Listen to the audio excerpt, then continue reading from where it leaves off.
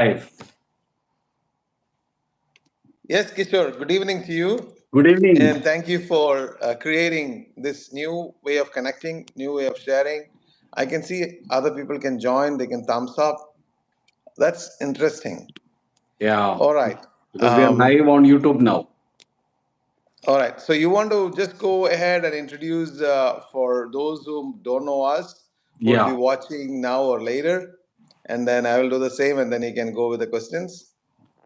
definitely. So I'm Kishore Dhanrajan, running SEO Souk in Abu Dhabi and also the Digital Marketing Dubai group, which has got more than 100,000 members. And happy to welcome Biji to this discussion. And Biji will be introducing himself. Thank you, Kishore. I'm happy to experiment anything new, and you see the excitement when you do something. Uh, I'm Biji Thomas. People call me BT. I run a consulting company in Dubai. I'm also uh, actively working in various startups in India and Dubai. I used to work for corporate companies before, and now I'm on my own, experimenting various things in life. And one of the things which I'm proud about is I'm not scared of technology. So I want to understand, learn, and demystify technology, and also understand new ways of doing business. I am active part in the digital marketing community with more than 100,000 members. That's a great achievement. And this is a new way to share and connect. Thank you once again, Kishore, and congratulations again on the crossing the 110,000. Yeah, that is always very exciting to have more than 100,000 members in the group. And since you're working a lot with startups, tell us what you think are the biggest challenges faced by startup in 2023. Okay. I first of all I want to say the biggest challenges startups in general, and then specifically we can think about 2023. Yeah. So from my learning, one is that many startups don't have clarity because they are experimenting with various things, and which is not a bad idea. But if you are doing so many things, then you won't be able to focus. Second thing is that startups usually assume a lot of things and maybe invest a lot of time and effort and sometimes money and build products. So my approach is, go and connect with customers with a minimum laughable product and see what they say and then proceed accordingly. Uh, that's in general. There are a lot of other challenges startups face in general, which is applicable to everyone. Specifically, if I reflect on 2023, obviously it was the explosion of technology, the explosion of new things which came up in the market, especially large language model and generative AI, completely disrupted everything. I think that is the largest event which happened in 2023. And recently, OpenAI gave happy birthday to ChatGPT when AI became so easy for people to use and accessible for people to use, and the disruptions are still going on. And everybody, not even one person will not be touched with AI. So I think that is understanding how to navigate this completely fast evolving technological landscape and how it affects into their business models and how they are going to get affected would be a major a challenge of a startup in 2023. Redefining themselves to um, take advantage of this change or rediscover or pivot based on this change. That would be, in my opinion, the biggest challenge. Very interesting. So why the minimum laughable product and not my minimum viable product? The concept of minimum viable product is that you have to be proud enough to showcase this to others, or you have to be reasonably happy to showcase this to others. So by the time people's expectations of a reasonable, happy, and a proud product, it takes a long time. So that is why minimum laughable product is, you are creating that in your mindset that it is a laughable product. I'm going with this lean approach. of creating something to test the market rather than building fully and somehow try to exchange the value. So customer has to buy that minimum laughable product by exchanging money, which is a solid proof that if you perfect it, more and more people would buy. So that is, these are the two main things. For some people, they are very shy to take a product to the market until it is perfect or until it is reasonably good, or they should be happy to show it to others. And minimal laughable product breaks that barrier and say, oh, you can take this because you're officially allowed to take a product to the market. Very interesting. So, has generative AI changed the way that startups are coming up with ideas and moving into the minimum viable product? Yes. So yesterday we did a event. This is first of its kind, which we did was AI for doctors. So for our bettercare.com startup in India, one of our doctors, we found out that he's using AI in his practice, and not in a superficial way, very very significant way, including taking life and death decisions. I mean, AI is not taking the decision, but the doctor is aided and augmented by AI to take those decisions. And he's doing it from the patient engagement side. He's doing it for getting better clinical and operational outcomes. He's doing it for getting cutting edge research. He's doing it for his surgery. So it's amazing. So we brought him, and then we created a kind of a hands-on workshop for doctors. We invited doctors, and we found out that it's not AI is not something which is out there still in the making. It is already in, and it is in practice, and it is touching lives. So yes, and we are now in Betsa, we are changing our customer interface to put in AI in the front, both for our users and also for our doctors. How we could give them the leverage for both of them to enhance their decision making and collaborative approach. So yes, every startup is now thinking. So now I found an article with saying that how AI can accelerate production in vertical farming. So something which we did not think about, right? Uh, Farming and agri tech is still in the nascent stage.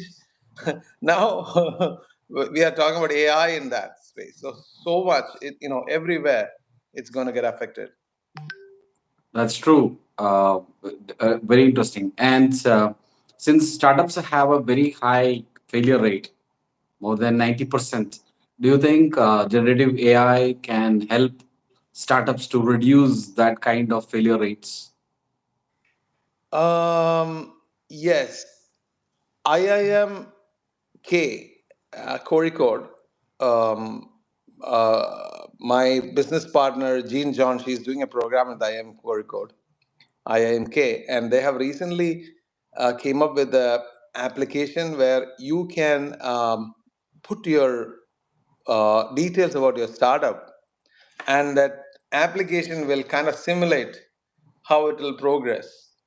So this kind of things are going to come up very fast, and the time to create something is drastically going to be reduced. So one of the companies which I was working with earlier recently came out with a product, uh, kind of a vertical of a company called orgex.ai, which is basically entire organization in a box.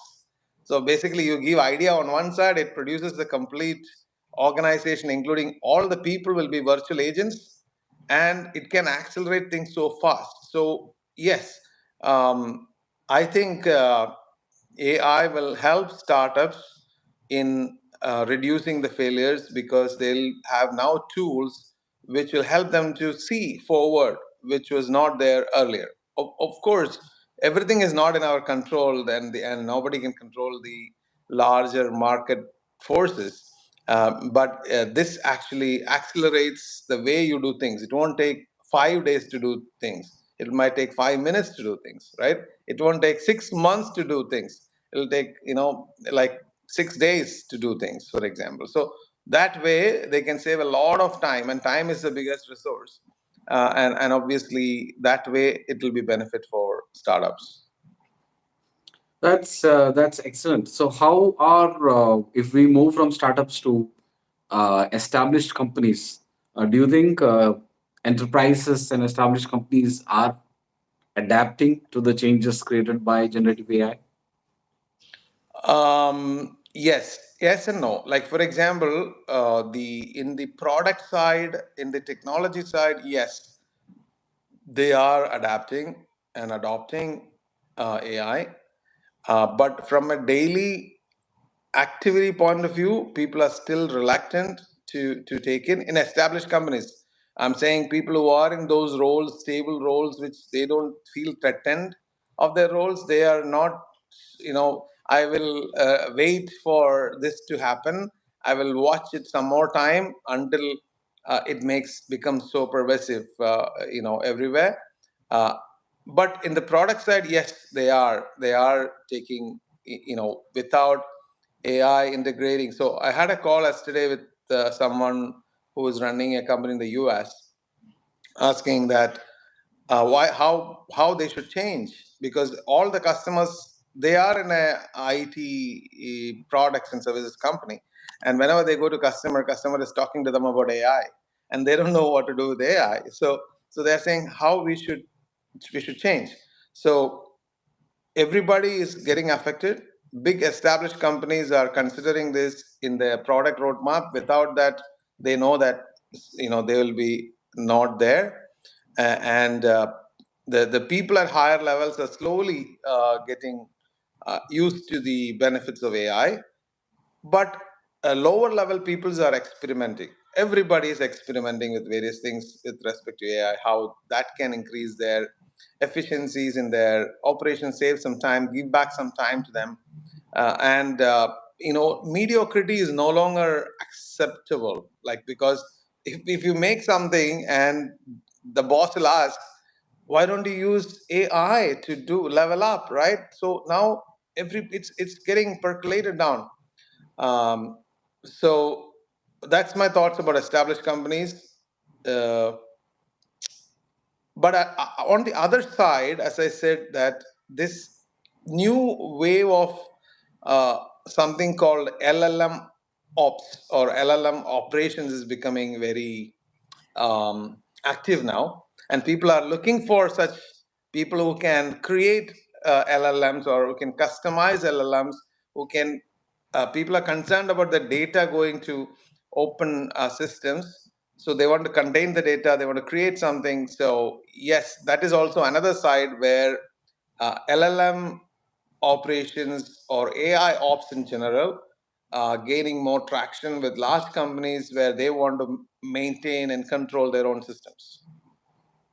That's very interesting. So we have looked at startups, we looked at enterprises. Now let's move into more established areas like government sectors. Do you think they are also adapting to this new reality created by generative AI? Yes. So recently in Europe, they passed regulation with respect to how AI to be used in terms, primarily in terms of data privacy, residency, etc. In Europe, and I'm thinking other countries will follow suit. And people are balancing with regulation and innovation how best to manage that. So governments have to take active role in this, in terms of regulations. But apart from regulations, how to run government systems more efficiently, how to run large systems more efficiently. Definitely, there is a huge play there. Governments can up the game in efficiency, like nobody's business. So they are looking for solutions. So there are many companies coming up with solutions for governments, because I know one company in the US. It is called AGI Labs, Artificial General Intelligence Labs, AGI Labs. They have a product called NORN, NORN, NORN.ai, and that is specifically targeting governments. So there are products which is not even a large language model. That is a totally different. AI system, because large language model by design itself is not energy efficient. So that is another angle of the AI, the energy side of it. So there are companies and products targeting governments already. That's very interesting. So we have actually what we have done is we have looked at startups, we have looked at large companies, we have looked at government sectors. Now let's take a look at the geographical impact of AI and whether it is impacting North America and the more established regions as compared to India and the MENA region and the UAE. What are your thoughts on that?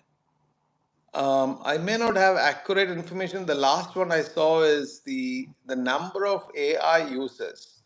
Maximum is in the United States, and number two is in India, and then number three is in Indonesia.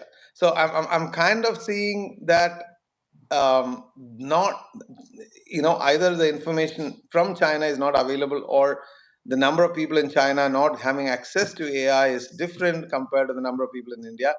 India and Indonesia, obviously, we can think that it is very populous country. So as a proportion, more number of people would use AI. But US is significantly, almost double or more than the number of AI users in India. So definitely North America is leading, and they will continue to lead, I would say, because of the regulations now in the Europe, and more availability to systems, and companies who are working in this area. I don't have data from Israel, or I don't have like a ratio of AI users versus population yet. I did not look at it in that perspective, but generally the sense is number of AI users are number one in US, then in India, third in Indonesia, etc. Uh, Overall, I would say that wherever there is access to internet, they would be using AI, and without their knowledge, they are using AI. So that's another thing, that there are people knowingly use AI and unknowingly use AI. Excellent. So I think we have covered a lot of areas. Now the only area which is left is your own company, Better Life. How is Better Life adapting to this new reality? Absolutely. So in Betzer, right now we are collaborating with uh, Dr. M. Hope company, who is actually using AI in clinical practice. So what we are kind of doing now is experimenting um, that system in Betzer, because before we want to build our own, we want to experiment what is out there. So as we are going in the lean model, so we want to experiment and see, instead of customer coming and looking for something, when customer comes, the AI will prompt them to say, okay, ask me something, or prompt them saying the shoulder pain or left, or ask for this doctor, whatever. So automatically that customer engagement will happen, and the AI will kind of behave in a very compassionate, experienced medical professional, not a doctor, but a compassionate, experienced medical professional who will be asking questions like a doctor, giving them a language to comfort and soothe them, and elicit information out of the customer to reproduce the entire conversation in a very scripted manner, like a, let's say, summary, medical summary, which the patient or the user might be now taken to any doctor. So we are creating that free, and then that particular information with the patient consent, if the patient agrees, will be moved on to a backend system, which will be now available for the doctor which the patient chooses, so that they don't need to repeat the whole thing again. And now the doctor has got very fast. Doctor need not ask and waste time during the conversation. He's got in a second can scan through all the summary and quickly revalidate certain things and get into the more creative process. And even the doctor will have access to AI while the doctor is talking further to the patient. AI will be prompting the doctor to ask more questions, and AI will be suggesting that this could be some of the reasons, areas which you should check. So this is what we are experimenting at the moment. That's excellent. Great to hear that. And in the last 20 minutes, I think you have shared a lot of information. And if people want to know more about Betser Life, how can they find out more about your company? Absolutely. So they can go to betserlife.com, which is the parent company, or for specific to healthcare, we have created a portal called betsercare.com. That is betsercare.com. Our aim is to bridge the gaps in global healthcare by bringing in the ecosystem partners into a single platform and making it very easy for people to go there and create hyper personalized, customized plans for themselves and their families. I think that's wonderful, great initiative. And Biji, once again, thank you very much for being on the on the very first episode. And we will catch up, and we will have much more interesting sessions in future. Thank you so much, Kishore. Thank Looking you. forward to see you in person. Okay, thank you. See you. All right. Bye. Bye bye. Bye.